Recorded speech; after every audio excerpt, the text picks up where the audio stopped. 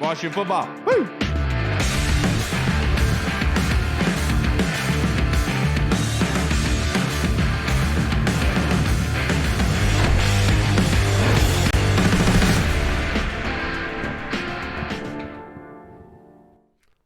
Hello, everybody, and welcome to the Burgundy Zone. I am your host, Kyle, and I'm joined by my two co-hosts, Michael Hall and Michael Reed. The Burgundy Zone is a part of the Frederick Podcast Network. You can find out more by going to www.listenfrederick.com. We are rejoined by a special guest from the Washington Post, Mr. Sam Fortier. How are you doing on this beautiful Monday evening, sir? I'm doing well. Thank you guys for having me. I got to say, when you're at home with the family for Easter and you got some uncles saying some wild stuff and you're hearing some absolutely trash takes, I like to think of it as like my version of a walkthrough to come on this podcast with Mike Reed. You know what I mean? I am that uncle, except for usually I'm bringing up conspiracy theories. I'm like, you guys hear about Tower 7? What do you guys think about that? Dude, Sam has been prepping that one. He's got the dad jokes on lock. But Sam, if you can, kind of talk to us, because I feel like this is a big time, not just for the draft, obviously, but for the Commanders in general. Guys like Chase Young, Logan Thomas, and Chase Roullier coming back for workouts. The whole team is coming back in mid-April for workouts. How important is it for players like that to have a really good workout so they look good for the team? And let's say in the future, relative. What do you mean? Stuff could come up in a month or so. Looks basically like Kyle's saying that this uncle. is a tryout in a month and right now. Oh, okay. I couldn't tell if you were like, are they getting cut? Is the new owner coming in and clearing house? Like, what's the deal? Because I mean, like, I do think, that could happen. I do think, well, with some of those guys. I mean, like, all right, let me break it down like this. A week from today, they're going to be back in the building. April 17th, that's when offseason workouts start. And for Ron Rivera, I think that is most important for Chase Young. I mean, Ron Rivera has talked about, do we decline this fifth-year option for motivation? What does his knee look like? Ownership situation is leaving that in the air. To me, I think it's really, he just wants to see Chase Young. Is he committed? Is he ready to go? Does he look locked in? And I think that, like, I think the knee health is not a concern anymore. He's had plenty of checkups with Dr. James Andrews. So I think that report date is going to be big for Chase Young. Chase Roullier, I think that if he comes back and looks healthy, great. If he doesn't, that's fine. I think they've already kind of made contingency plans and are ready to move on from him. If they're not, I think they'll probably get a contract restructure done, or, who knows where Chase Roullier is at after two really big injuries. Logan Thomas, I think they're ready to roll into the season with. I mean, I think that could change depending on draft plans if they get a guy that they like or something like that. But, Eric Bieniemy spoke highly of him. I think they think that he'll come back from his injury. So I think that's where they're at with those three guys. They think I'm good. We're going to back down. Follow me. I'm not. That was such a great part in that hype video, dude. That was so awesome. That got me going. That almost made me leave my bed, which I don't do very often. So that was pretty sick. We can tell. Yeah, it looks like it, right? Because it's the truth. Sam, you're a fairly knowledgeable fella, if I do say so myself. Now, with top 30 visits, you always see all these, we're bringing in Joey Porter, all these people. Last year, they drafted Jahan Dotson. It seemed like they were fairly certain that they wanted Jahan Dotson. I know some people were saying that they wanted Garrett Wilson early on. They couldn't get him. So it seemed like Jahan Dotson was kind of next in line. They didn't bring in Jahan for a top 30 visit. How important are top 30 visits, and is that really an indication of what they're looking at? I think top 30 visits and formal interviews at the Combine, those are two of your most valuable resources as a team. And if you really like a guy, you definitely, it makes sense to use them because you just get more, you get more time with the guy. With Jahan, they had so few questions, both about his play style and I think about his personal character, that they didn't, use the top 30 visit on him. But that's why it's tough, right? It's always contextual. Like, sometimes it really does mean they have a lot of interest in the guy. Obviously, it was COVID, but they used both of they used a really long Zoom visit with Jamin Davis. So it's about breaking down the context of what they need. Like, for example, they had a formal at the Combine with Osiris Torrance, the Florida guard, and they've had him in for a top 30 visit. How serious is that interest? I think they really like him. But is he their guy if he's there? Or would you try to trade down, things like that? Or are you just trying to entice another team that needs an interior offensive lineman like Pittsburgh? Hey, you guys are sitting back a couple spots from us. We want you to trade up. I think all of those things are in play.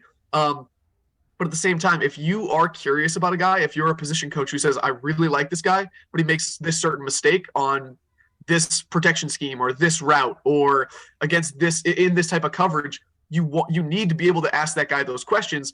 And so you say, okay, that's what we're trying to answer here. So that's a long, rambly way to say, I think it's very important, but at the same time, it's not the end all be all. Could it also be trying to get background information on a guy, like somebody that you're might not be sure about character wise and kind of or smarts wise, right? And I think like the number one indicator of this is quarterbacks. Like even teams that don't need quarterbacks will often use formals at the combine or 30s because like that quarterback, if he's available for a trade or if he's on the free agent market, you want to have a file already built up on him to say, okay, this is the most important position in the sport. You only get so many cracks at talking to these guys. You absolutely need to do it. This is why like Washington interviewed Joe Burrow in 2020. Like everybody knew he was going to Cincinnati, but if you can have a chance to pick that guy's brain, see how he works, you always do it. Right. Yeah, no, I mean, definitely seems smart. And kind of piggybacking off that last question, last year they ended up taking Jahan Dotson. Like you said, there was no first 30 visits. There was no any real indications that they were taking Jahan Dotson. People knew they were taking a receiver, just Jahan Dotson. Seeing if they stay at 16 or maybe they trade back a couple spots. Who's a player or even a position that you would be surprised, kind of like a surprise pick like Jahan Dotson last year? Who's a surprise player or position that you could see them taking in the first round?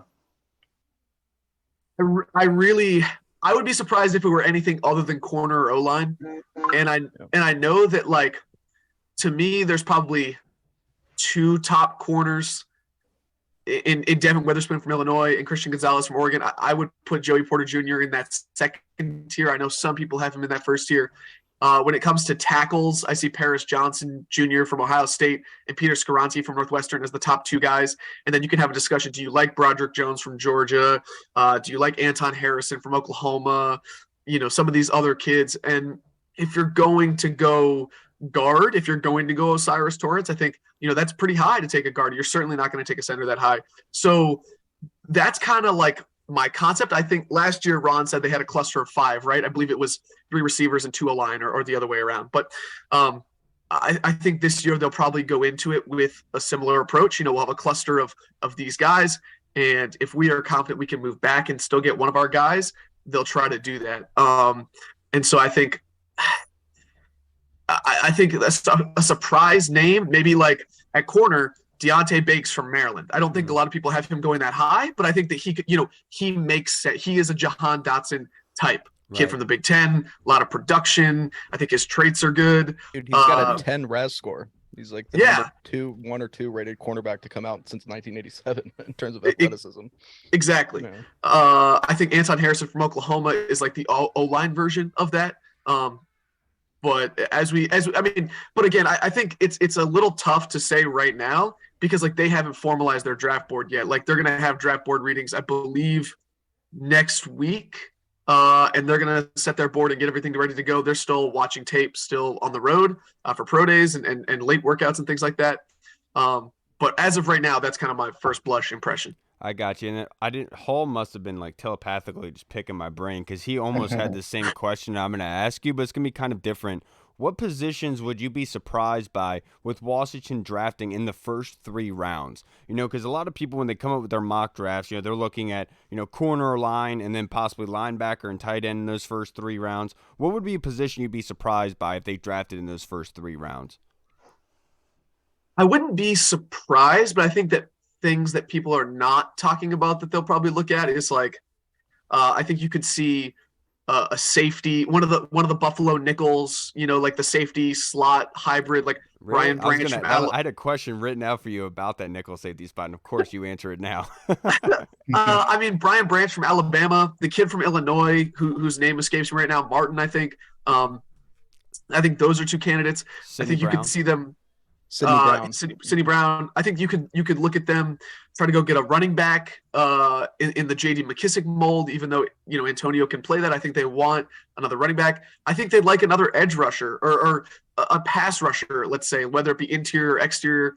I think those are kind of my targets for them in the draft. I'd be surprised I mean, later in the draft, they could take a receiver, special teams guy, players like that. But in the first 3 rounds, I think we've hit on all of them that I would expect.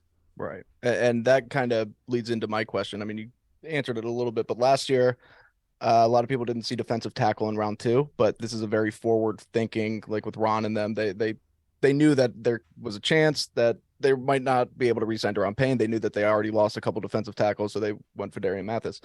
Edge rusher is another position where the contracts are expiring soon, and you might not be able to bring both guys back. How likely is it that they take an edge rusher on the first 2 days? That's really tough to say. I want an exact number, Sam. I don't have a good answer for you on that. I think it's possible that they look for one on day 2. I think it's probably likelier they look on day 3 because of other needs and how the board shakes out is going to not only how the board shakes out, but then how the draft goes. Like it's going to be about surplus. Like this obviously won't happen, but if the Texas Tech edge rusher is there in the second round, like you obviously just take him. Right. But if you're super high on a dude and he's there at the end of day 2 and you're like, wait, this guy should have gone end of day 1, you pull the trigger on that. So again, too early to tell, but I definitely think they're looking, and people shouldn't be surprised if they go get one. Definitely. And it wasn't a real loud, crazy offseason as far as like on the field goes. Like the off the field stuff is always crazy. But what would you kind of grade their offseason so far up to this point? And what would you say was the biggest surprise that kind of like you were like, oh, I didn't expect that to happen this offseason so far? Grading the offseason, it's a little like I'm gonna give it an incomplete because I think the draft is going to be a really big part of this, and how do you address that? And I think the sale has to get done before you can really grade that as well. But I mean, what's the biggest surprise of the offseason? Probably that they landed Eric Bieniemy compared to where compared to what I thought at the beginning. Otherwise, it's all pretty much made sense, right? Like they signed 2 offensive linemen who I was like, that's fine. Once the free agency moves, Wiley made sense. Right, exactly. Like the free agency moves were pretty much what you'd expect. Cutting Carson Wentz was obvious. Cutting Bobby McCain was like pretty, like that made sense. So, I mean, I would say like incomplete, and things have been like that emoji, just like the shrugging dude. Like that's where that's I'm my favorite one. That's my most used emoji. I don't know a lot. Now to wrap this up, Sam, I only have a couple more questions for you. But let's say for kicker do you think that Washington would spend draft assets in order to get kicker competition in here? Or do you think they're much more rather go down free agency? Because they have done this before. Careful the way you answer that. Joey Sly is looking insanely jacked right now. Do not offend that man. I'm smiling because I've done some hits in the past. I have been on the show with you guys. I've been on the radio. I think this is my first kicker draft question. So I'm kind of fired up. Hell yeah. I know that like this front office collectively has drafted like 3 punters, like between Mayhew, Hurney, Polian, and Ron. In 2017 they drafted Harrison Butker. Did they? Yeah. They drafted Harrison Butker. No, the Panthers did in 2017. Oh shit. Hurney wasn't the GM in 17. Was he? Oh, Ron was there. Hurney was the GM in summer 17 because Gettleman was the GM who did that draft. And then he got fired midsummer. But I mean, it's a good point. I don't imagine they'll use one. I think they like Joey. But that's an interesting one. Here's the thing.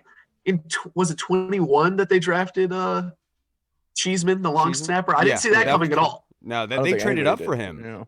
Yeah. Oh yeah. They traded up for the long snapper. I forgot about that. Dude, with a name like Cheeseman, you have to trade up for him, Sam. Come on now. My next question for you. Right now, let's put your crystal ball on. Let's go out into the mountains with Aaron Rodgers and his shaman. Let's do some DMT. Let's trip out a little bit here with your crystal ball. I know you talked about earlier in the first round, you'd be surprised if they didn't get a corner or an offensive lineman. So, with that being said, can you project what Washington's starting offensive line will be in September? Oh, okay. All right. I'm gonna say left tackle is Andrew Wiley. Left guard is Chris Paul. Center is Nick Gates. Right guard is Sam Cosmi. Right tackle is Anton Harrison from Oklahoma. You really want to answer, my man? You know, my OGWC is gonna absolutely love this when he sees this. Because so, what does your crystal ball say where Charles Leno is at? I think that if they get a tackle, I think that they would be possibly okay with moving on from Charles Leno. I am not saying that they are going to do that, and I'm not saying that I think that that's the right move. But you said throw the crystal ball on, and I shook it like an 8-ball, and it was like, say something exactly wild. What you're supposed to do, Sam. And I was like, all right, I'll say something wild. We won't let Reed disparage your name here. Well, then what is the DMT telling you about UFO disclosure? Oh, I don't think we're ready to have that conversation. That's classified. That's classified, Reed. He works at the Post. Now, last question I have for you, Sam. What tight ends do you expect to have a big step this season? I know earlier you talked about Logan Thomas. So do you envision Logan Thomas still being on this team? Yeah, I at the beginning of the offseason, I was like, nah, I think that he's going to be cut. Cap casualty makes too much sense. But obviously he's still here. And I think that like the guy that stands to gain the most, not just from him being here, but like just in general is Armani Rogers. Like the dude came in and balled out having played tight end for 8 months or whatever it was. I think he stands to grow a lot. And I think, you know, if he can be kind of that flex, like if the depth chart is Logan, John Bates, and him, then I think that like he's the guy that makes most sense. I think Curtis Hodges and Cole Turner are big, long, athletic pass-catching guys who I would be really excited about in this offense. But I think Armani does both things well enough where like he's the guy you watch out for. I got you. I can't thank you enough for your time as always, Sam. And by the way, I'm a huge Anton Harrison fan. I do think that he can play left tackle in the league. So I love your offensive line lineup. I would switch the tackles there, but I do absolutely love where your mind is at there. I can't thank you enough as always, brother. I hope you have a good week. Enjoy it, and hopefully you get that good news about the sale here soon, brother. All right, I appreciate y'all. And if somebody aggregates, if a blog puts up like Washington Post writer predicts Charles Leno cut or Anton Harrison to DC, we tell him it's true. Then I'm gonna have to absolutely be like, I can't come on the Burgundy zone. Funny because I was like, somebody's gonna edit this and cut it up to make it seem that we're breaking some news here. I was about to say, here comes Hogshaven getting the last laugh. All right. Do that. Sam, have a good I'm out of night. here. See you guys. Have a good one, Sam. As always, thanks for running him off, Reed. No, that was all. As always, it was fantastic to be able to talk with Sam Fortier of the Washington Post in his time. Always good to hear from him. Very surprised to hear his projection for the starting offensive lineman to be Wiley at left tackle, Chris Paul at guard, Nick Gates at center, Cosmi at right guard, and Anton Harrison at right tackle. Just for the fact of Wiley being left tackle. You know, he played right tackle last season with Kansas City, more looked at as like almost a guard in a way, and the fact that he has him at left tackle, that's very surprising. But before we are joined by our next guest, and before we get into our fan questions, I want to do a little quick prospect breakdown on a couple of prospects of the draft that Reed and I kind of wanted to highlight a little bit. So, Reed, if you want to start us off, who do you have this evening? Yeah, I have the running back Deneric Prince out of Tulsa. He's a day 3 guy. He's somebody. So some of the reports are saying that they don't expect the Commanders to address running back in free agency or via trade or early in the draft. But that day 3, they think they can add somebody, and I think Deneric Prince just makes sense from an athletic standpoint. I mean, 6 foot, 216 pounds. He ended up running the 40 and having a 4.41 40-yard dash, 35.5-inch vertical. So he's very, very athletic. He's got good size, good power, and obviously he's athletic. He can catch the ball as well. So he's very good in open space. He's not as elusive as you would like for somebody with those measurables, somebody that's, runs at the low 4.4s. He seems to kind of just be a north-south guy, but I mean, he can catch the ball. He can catch some swing passes out of the backfield, catch some screens, turn upfield and hit the jets, kind of like a less elusive Antonio Gibson in a way.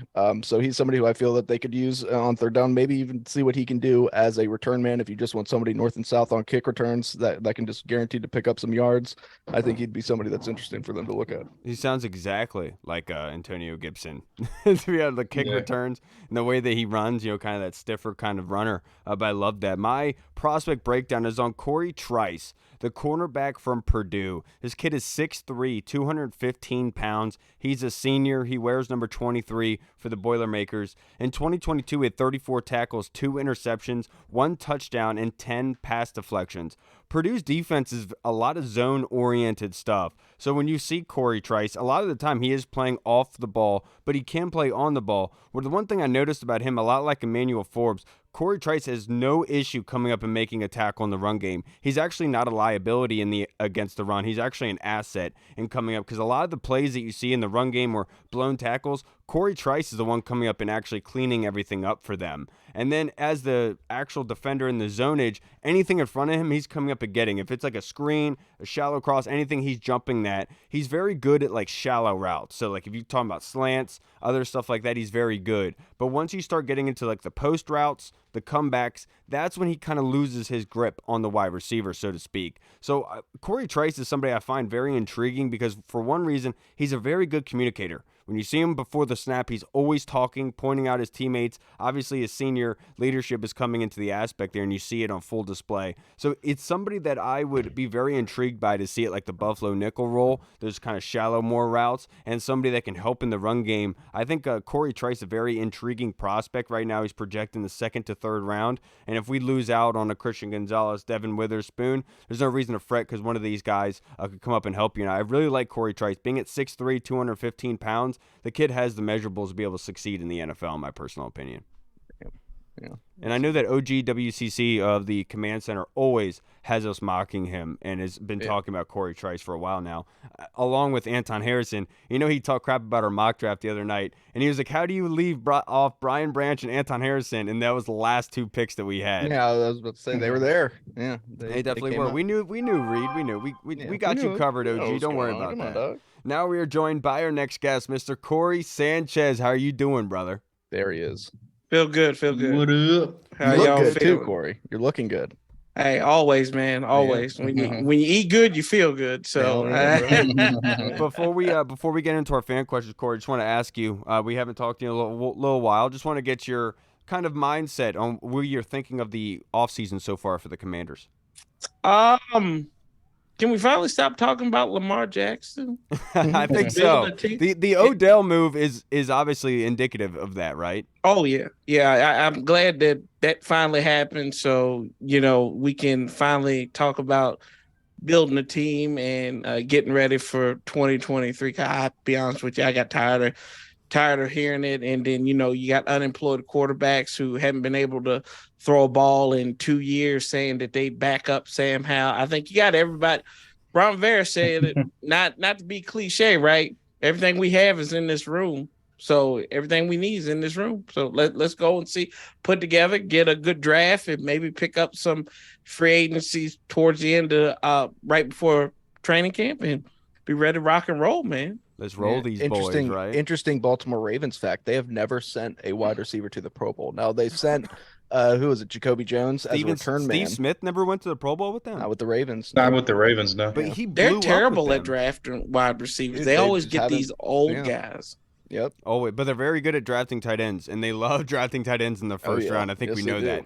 Now this first question. How sick Todd Heap was. That guy was tight. This first question I have is from the Colonel, story, though. Corey, and this question is kind of different in the way that he is making an assessment. This is what he is saying is the best and worst moves of the offseason, and we are only providing perspective on if we think we agree with him or not.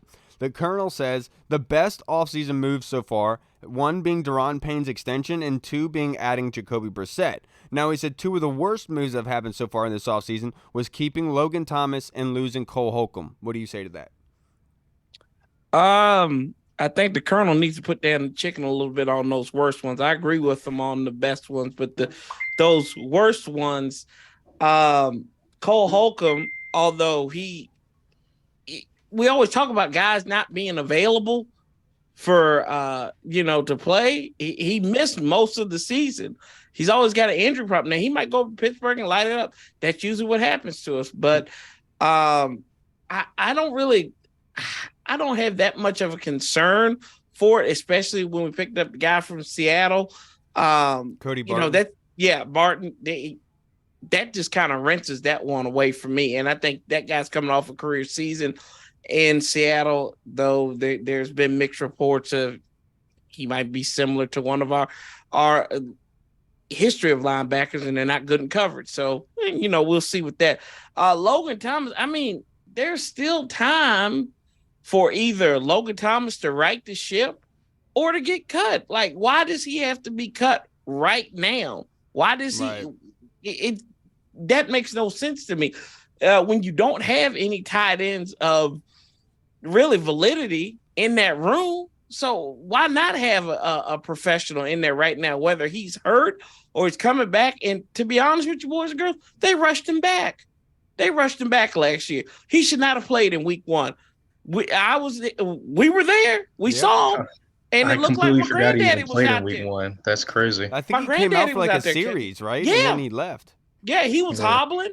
And then against the Giants at FedEx Field, he got hit real good and he was hobbling. I don't think he came back in that game. So, give him an opportunity to get healthy. And if he doesn't make it through the regular through training camp and the preseason doesn't show anything, then you cut him. But right now, it makes no sense to cut him. But I love your chicken, Colonel. It's finger looking good, as I've heard. It sounds kind of weird. I'm not gonna lie to you. But I do agree about your best offseason moves, Colonel. The worst with keeping Logan, I don't agree with. I don't think that Logan was utilized correctly last season. I don't think the tight ends in general were, and so I think that we are doing a knee-jerk reaction to the tight end group when they weren't utilized to their strengths, more towards their weaknesses, and they actually progressed in that area, which actually makes me feel better about that tight end room where they were not expected to be blocking tight ends, but that's all they were used for last season. So let's see what happens with an OC that utilizes them at their strengths, and I think that there's a lot that can come from that, and I think the leadership aspect is what Corey was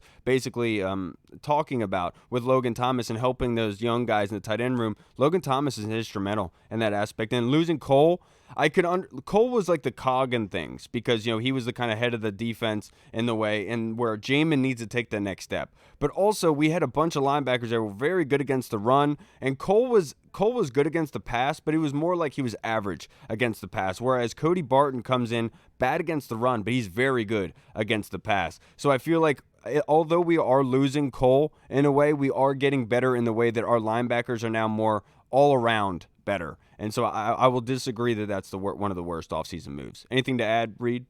Yeah, it's just like looking at the moves, it's hard to really see one as being bad because like they all do make sense. And that's the thing. There's nothing super flashy, obviously, besides the Daron Payne signing. So I definitely think that you're right there. I do think a lot of people expected Logan Thomas to be cut, but yeah, the more you look at it, it doesn't make sense. Now, they could come out, draft a tight end super early in the draft, and things change. I mean, it's still relatively early before the season starts, so a lot can change there. But I will say, the Cole Holcomb thing I'll agree with in the sense that I am going to miss that mullet. That is a top-notch mullet, and I don't care what anybody says. It's fantastic, and you always need a white guy with a mullet on your defense. I thought you were going to say Sammy Reyes. Honestly, I really thought you were. Well, I mean, okay, but we already know that about my little Dominican prince. You know what I'm saying? Is he Dominican? I don't know. Oh, I think he is. Pretty sure. Good-looking guy. That's funny. Good-looking guy. Yeah, I mean, just to kind of like even just add on a little bit to that, I was listening to like John Conman. He was talking to Greg McElroy, and they were talking about the West Coast offense, and there was like three things. Huh? I'm just kidding, man. It was a bad joke. There's like three things that you said you need in the West Coast offense, and one of them was it's a reliable tight end, a solid tight end that can be good in the red zone and kind of that safety valve, and that knows how to like kind of just sit down in the zones and knows how to read a defense in his pass concepts and pass reads. Kind of sounds like Logan Thomas, who's a former quarterback. Exactly like Logan Thomas. Yeah, sounds like Logan Thomas. He's a former quarterback. He knows where to sit down in the defense. Greg McElroy was saying he's a former quarterback.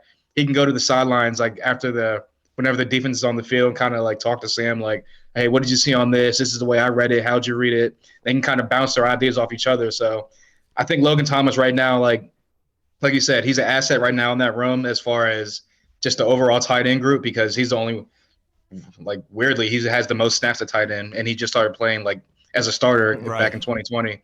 So but as far as like the good moves, I agree with those. The worst moves, and again, he's coming off the ACL, and I just feel like a year removed where he can actually work out this offseason and get better and learn the offense. And like you said, West Coast offense, Eric Bieniemy, they utilize a tight end. I don't think he'll get back to 2020 because he's a little bit older coming off the injury now.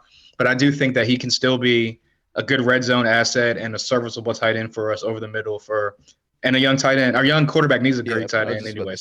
What do they always say about young quarterbacks? They need that safety valve at tight end. And like you said, so does Reed. Worst comes to worst, he can be like a pre-June 1 cut after the draft. You draft a young guy that you think can step in right away.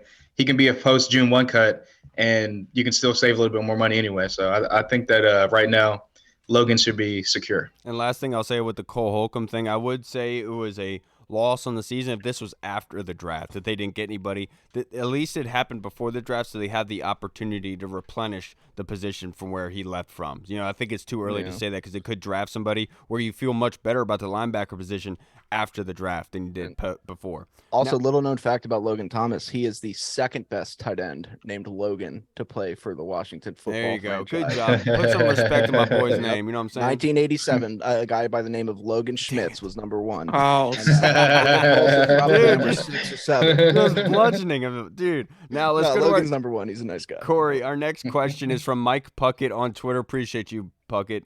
On a scale from 1 to 10, how concerned are you all about the draft being so close with no sale of the team? Does it matter? Are you not concerned, or does it need to happen prior? It doesn't matter. Players going. I think we've seen that Ron has control over everything. We've talked to it about ad nauseum. Yeah, they're going. I don't really think the sale of the team is going to have anything to do, because there's no like home run hitters really that you're going to go for, like, especially if you're too far from quarterback, unless you're going to mortgage the future, which we would have had a sniffing of that. And we've seen so far in the media, it's like they've kind of created stories for the Commanders. It's weird, right? Yeah, they've created stories, and everybody's like, no, we really don't know what you all are talking about. So I think to this point, I don't think it matters, because Dan and them, they're kind of out the door, whatever. But I didn't think it would matter either way, to be honest with you. They're going to go out there and draft who they want in that front office with Ron and the Marty party. So it is what it is. Yeah, but I don't think it needs to be done by then. I just want the right people. That's all I want to do. If it takes a little bit of time, we want the right people. Yeah, and just want it to get done, whatever, if it does get done. Mm-hmm. Just tired of this floating around. Will it not? I'm tired of, like, it's almost like the media is playing fetch with the fan base. Whenever they come up with these news stories, it's throwing a ball, seeing everyone come back with it, saying, oh, give me more, please. Well, probably the worst thing ever was Garofalo going on Twitter and telling Washington fans to thank him by buying his like newsletter or whatever, and I was like, wow, how disgusting is that? Why are we gonna thank you for breaking the same shit that's that was the last few months? Some people put in a bid, but guess what? Snyder will accept one from Jeff Bezos. That's what he keeps saying. We know. We've known that for months. We get it, bro. I know. We totally get it. But the whole thing is, I don't really care, Puckett. It could happen 5 days from now. It could have happened yesterday. Could happen 3 months from now. I don't really care. I'd just rather get ready for football season. I'm just tired of this being an issue for the football team. I'm just ready to move on and strictly be about football. I love this team, and I'm so glad that they bring us newsworthy things to talk about 24/7, 365. I get it, and I love it. But at some point, this name change, ownership stuff has been exhausting for 3 years. I'm ready to move on. Yeah, I'm just somebody, I hate waiting. Like, even when I was a kid waiting for Christmas, I would always, dude, those were like the longest nights. They suck. So I'm so impatient. Very real character flaw on my end. I thought you were going to say because you're Jewish. That would have been really funny. Oh, no. Come on, Kyle. I'm not, unfortunately. So, yeah, I just want it to get done. Yeah, we all can't be perfect. Now, let's go to our next question. This one is Keep that up. I'm going to make it snow where you're at. Orange Crush 92. Orange Crush 92 in the Discord chat server. Hall, was Carolina a West Coast offense in 2017 when Ron Rivera and company took Christian McCaffrey at 8 overall? What are some differences between Washington now and the Panthers then that enabled the 2017 Panthers to take a running back that high? Well, back then running backs were a little bit more in style than they are right now, as far as like, I mean, obviously when you got a guy like Saquon or Bijan Robinson who's about to get drafted this year, or a guy like McCaffrey who can run it, can catch it, just like an overall athlete, just like overall baller, more than likely you're gonna take them in the first round. But I'm trying to look up the Panthers. That was at the end of Jonathan Stewart and what's his face, right? That is exactly right. So do you want me to answer this? Oh, I was just gonna look at their offensive coordinator back then. That was Norv's first year. That's what I thought. I thought it was Norv, but I wasn't like 100% sure. But yeah, they weren't running the West Coast. They were running the what Scott Turner kind of runs, like the air, Coryell, like Norv Turner's version of that. But yeah, I mean, Christian McCaffrey. It was a different time, different world for running backs back then. And a guy like Christian McCaffrey, who can come in and hit a home run from your own 1 yard line, or he can hit a jump over the pile at the 1 yard line in your red zone, touchdown machine, can catch it, run it.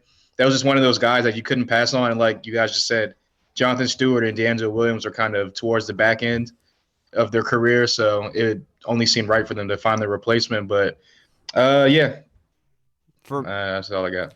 For what are the big differences between Washington and Carolina in 2017 when they drafted McCaffrey? One being their leading receivers were Kelvin Benjamin and Ted Ginn. Kelvin Benjamin, I think, was 24 years old at the time, so they needed playmakers. And their leading rusher was, obviously, Jonathan Stewart, who was 29 years old. Greg Olsen, I think, was injured. I think Ed Dixon was their starting tight end. They had a pretty good offensive line, but they needed playmakers. So it makes sense that they go with McCaffrey at 8 because he helps you in the passing game and he helps you in the running game. And then in the second round, they go get Curtis Samuel, which makes a hell of a lot of difference. Now, what's the difference between them now and us in Washington is we have playmakers. We have playmakers at the running back position. We have playmakers on the outside, and it's the offensive line. And we have Curtis Samuel. And we have need the offensive line to be built up like Carolina's was. And obviously Carolina then did not have a big concern about their defense. It was much more linebacker-centric in that sense, but they still had guys like Bradbury. I think they also drafted Worley as well in 2000. Was that 2017?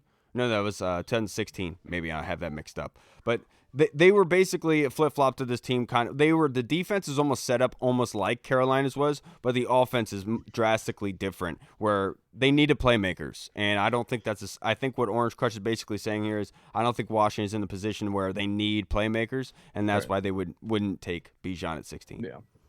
Corey? Yeah, it was Mike Shula. Who's the offensive coordinator? Yeah, Mike Shula. Matsko wasn't even the offensive line coach. He was the running game coordinator there. So little fun facts there for you.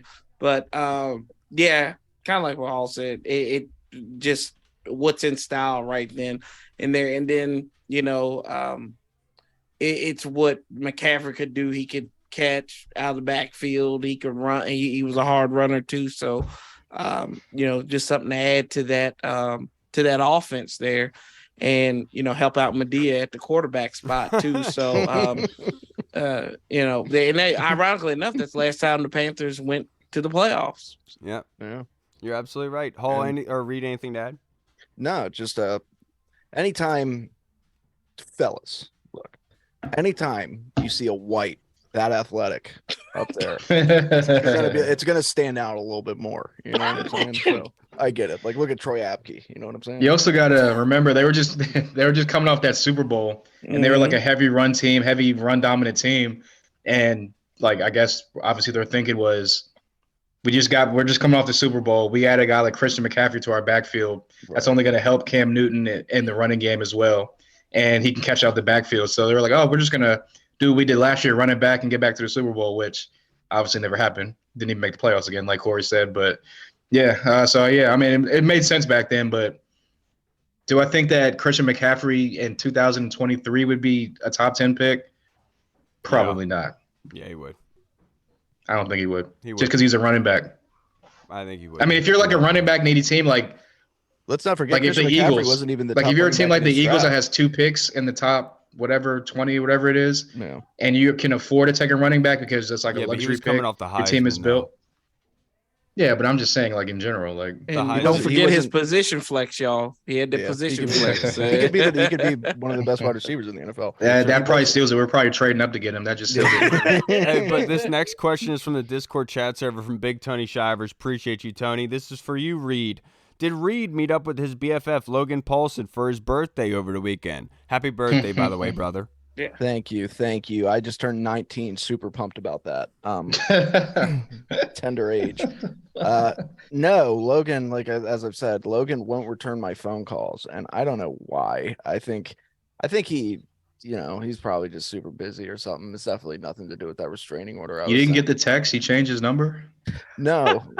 No, yeah, I did. Oh, I mean, it's losers. Now let's go to our next question. And Andy Lockhart in the Discord chat server. Oi! Thank you, Andy, in the 1 Point Safety Show. Corey, who do you want the Washington Commanders to face in the first game of the season? A football team. I don't care. As long as it's at home and I can go and watch it and bask in the ambience, I don't care who it is. It can be it could be one or two teams out of the AFC East. Who are we playing at home? Buffalo and Miami. Crap, we're facing the Dolphins. Yeah, we could get Tua up there and little rat boy McDaniel up there. So rat boy. Yeah, rat boy. No respect to him in the greasy hair. The boy's offense.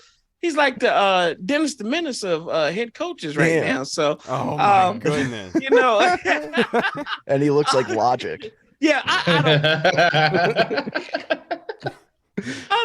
I don't care, to be honest with you. I just wanted to be here so we can watch it at FedEx Field, and just hopefully the pipes don't burst. Yeah, hopefully it is at home week 1. I'd love for the UK boys to be here. And the one team I want to face is the Giants. Tying them the one time, then losing that X game, I felt like we left a lot out there, and I really want that game back. Because Giants fans do talk a lot, and I do feel like things have happened this offseason. I would like to I feel like they're a good opponent, and that's the type of opponent you want to play in week 1 to get you ready for the season, especially if we play somebody in the not preseason but in joint practices to get us ready and pumped up. I think the Giants would be a great week 1 at home. Plus then we can have Smalls on the show again.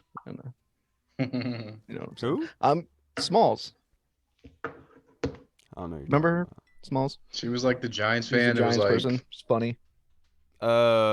She's been on a few times. Come on, Kyle. Keep up. I'm gonna go with this is a random one, but just because I want to see how they look with all their young weapons and a brand new quarterback who's going to be high on ayahuasca. Let's go with an away game against the Jets. You know what I'm saying? Let's go have fun. We face the Jets this year. You want to go against Aaron Rodgers in New York? Yes, I do. It's a litmus test, baby, and plus he's going to be high. He's going to be high on ayahuasca. So. Good luck. I want to see them play the Cardinals at home week 1, because I want to start off with a gimme week 1. Oh, get the morale going, get the juices flowing with an easy, supposed to be easy win. Since there's going to be no Kyler Murray, they're probably not going to have DeAndre Hopkins because he's going to get traded. So do we play the 49ers next year? I think so. Yeah. Let's play them week 1. How about that? No, how about you're making fun apples? of me for wanting to play the Jets. Brock Purdy's going to be injured still. Do you want to go against Sam Darnold? Okay, I do. Yeah, no, that's sick. Yeah. No, I'd rather go against insert random Cardinals quarterback because God knows who it was going to be. Yeah, that's true. John Skelton. Now, this next question, this is from our guy Tim Towner in the Discord chat server. What is your preference at 16, quarterback or offensive tackle? And does that change if we move back, Corey? You say quarter or corner? Corner, my bad. Oh, I thought you said quarterback too. No, I got jumble mouth. I mumble. I'm sorry. Ooh, no. See, I thought it was Tim though, because Tim be lit up in that Discord. I was like, whoa, but I knew this question was coming, and I was sitting here and I was like, dude, I want to protect Sam, but I also want to improve the cornerback play for this team, especially with some of the weapons in the NFC East now, right? Oh, for the sake of the argument, I'm going to protect my quarterback, and I'd like to see them go offensive line right here because if we're putting all our eggs in the basket, you got to protect the golden goose, and that's Sam Howell. Yeah, right. I do agree with you. I want to go corner. Obviously, Christian Gonzalez has been circled for a long time, but obviously everyone has been up to par with that. And based on how the first round is going to go, most likely he will be selected in the top 10. Unfortunately, that sucks. But let's just say both of them are Witherspoon and Gonzalez are both off the board. At that point, I would much rather go with tackle. Now, if they trade back, it's the same sort of thing. I would love to be able to have a corner there, but I would feel more comfortable with a tackle in that position because I feel really good about the talent pool right there, more so with tackle than I do with corner. I think that the corner depth you can have in the second to third round is much greater than the tackle worth is at that point. Yeah. So I'd much rather go with tackle if we trade back. Yeah, that's kind of where I'm at with it. The tackle, it's almost hard to say at first because, like, you look at them. We already have Charles Leno penciled in at left tackle. You have Andrew Wiley, who's apparently been penciled in at right tackle. But, I mean, you could upgrade, obviously. And if you can get a franchise left tackle, you're taking that any day of the week. So I like the top two corners a lot. Like, I'm right there with you, Kyle. But I do think that if they're gone, you got to almost go offensive tackle. And because you can, day two, you're still going to get a good cornerback. You can still get a lot of guys. And it'll be, yeah. So like I've said for a while, I think Anton Harrison is the best left tackle in this draft. I think that's somebody you could plug in right away and don't worry about that left tackle spot. I think Darnell Wright is the best right tackle in this draft, and that DeJuan Jones is right behind him. So those type of guys you can get in the later rounds of that first round, I would be very, very happy with. Hall, anything? Well, Sam Fortier said they're gonna cut Charles Leno, so yeah, I'm just joking. Now, I'm probably with Corey. Like, I would love a cornerback. Like, I like Joey Porter Jr. I like the length. Pause. Yeah, you do. Me too. I like the length. Yeah. But now, Jesse does too. No, I mean, yeah, I'm kind of with. Have you ever seen that wrestling? Have you ever seen a wrestling meme when that one dude's on top of the other dude and his grundle is like sitting on top of dude's face? Yeah. I want to meme and crop that and put like Jesse at training camp there. That's the bottom wrestler. Sorry, Hall. I just wanted to get that out. No, I mean, yeah, I'm kind of with Corey. I just would rather get somebody that's gonna be able to step in and be able to protect Sam Howell, give us some more depth on the offensive line, and hopefully he becomes top tier at his position, and we got our guy locked down at that position for the next 5 to 10 years. Yep. Biggest thing about corner is looking at it from 3 years from now, it looks very depleted. So we have to be able to invest in that position sooner rather than later, in my personal opinion. Corey, this next question in our Discord chat from Tony Franchise. Thank you, Tony. Do you think there is a possibility of Ron moving after this season to front office and EB being promoted to head coach? I've heard this a couple of times, and to me, it is no offense when I say that's the most asinine thing I've heard. Is we have people who are against Ron who have pretty much made this assessment, and EB, who says the new owner is going to want either one of them up in there? So like right now, and I say that's to be continued. I don't really see that happening because at the end of the day, the record doesn't speak for that type of promotion. If we're just talking based on results only, it doesn't speak for it. Unless they're winning if we're winning a Super Bowl or something this year, which we could possibly, but not very likely. Maybe I could see it, but I think that is it doesn't make sense for building the future, especially if you're going to end up like 7-8-1 or 7-9-1 or whatever the record might be, or 8-8-1 again, right? If that happens. So no, I don't see it unless it is the perfect season for this team. I do think it is possible, just because we don't know exactly has been going on. Like, we don't know if the new ownership group has been involved with these changes. But I will say, reading the tea leaves, that's how I see this ending, essentially. And I do think that Ron Rivera is going to want the respect of him being able to walk away on his own merit. He's not going to want to be forced out or anything of the sort. So I could definitely see that being the kind of way that he ends up leaving, is by going to the front office and just overseeing whatever it is, because he's done a good job at that. I don't think anybody can confuse that, disparage it. He's done a good job with this front office, getting things structured and acting like a professional organization should. And I think that he deserves a lot of credit for that. So if he did make that move, I wouldn't be against it. Do I think it's going to happen after this season? I'm not sure. Just because we don't know what's going to happen this season. Like, they could go on a huge playoff run. Would Ron want to walk away from football at that point? Or he's saying, I'm finally having fun here? Or do I want to keep doing it? Because obviously all the losing seasons up to this point. So that would be a fresh breath air for Ron Rivera. But I do think it is a possibility. I think it's a small one, but you never know. Anything's possible. Yeah, I do think on paper that makes sense, and it would be the ideal situation. I think that they come in here, that obviously means that they did good. Eric Bieniemy proved himself, and he finally gets that head coaching job. I think that would be ideal. Will it happen though? I don't know. There's too much in the air right now. It's tough to say, but I think that would be sick. Yep. Hall, anything? I give it a. Only way Ron is going to be here next year, if we're being completely honest, is if he wins 10 plus games and wins a playoff game. And then that's the case. I don't think he's going to move to the front office. He'd probably just remain the head coach, and either Eric Bieniemy, because the offense does well, is either going to move on to be a head coach somewhere else, or he'll be the OC here for another year because for whatever reason he'll get passed on again for being a head coach.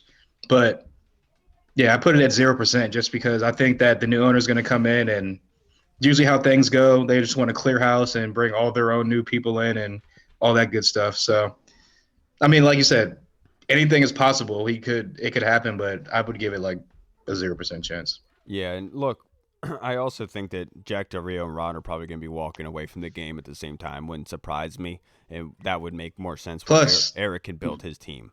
People just always assume that Ron wants to be a front office guy. He's already said in to reporters that whenever the new owner does take over, he's going to make his pitch and try to remain as the head coach for multiple years going forward. He wants to let the owner believe in what he's doing here and whatever he said. I'm paraphrasing it, but yeah, people just assume that, oh yeah, he'll just step to the front office. When has Ron Rivera ever said he wants to be in a front office? One thing being is that the cancer diagnosis obviously dragged a lot of things down. It's been a hard process for him, so maybe he doesn't want to be doing the 24-hour days at the facility anymore, much more of a structured 9-to-5 kind of job in the front office, which would make more sense.